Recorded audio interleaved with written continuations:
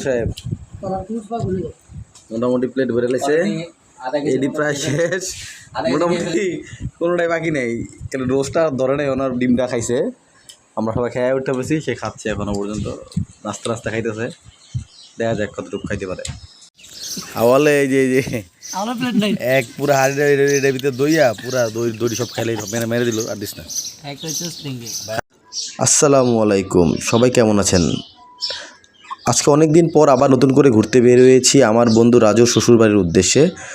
বন্ধু রাজু অনেক দিন ধরে বলতেছিল তার শ্বশুরবাড়িতে যাওয়ার জন্য, তো সময়ের সম্পর্কের কারণে যেতে পারিনি, কিন্তু আজকে আর না গিয়ে পারলাম না। আমি সারা রাত্র নাইট ডিউটি করেছি, সকালবেলা ওরা আমাকে রীতিমতো ধরে নিয়ে এসেছে। দেখতেই পাচ্ছেন যে আমি কীভাবে গাড়ির ভিতরে ঘুমাচ্ছি, মানে সারা রাত জার্নি নাইট ডিউটি করার পরে সকালবেলা তারা আমাকে রীতিমতো তুলে নিয়ে এসেছে। তো আমার যে ভাই আছে তাকে বলেছে একটু ভিডিও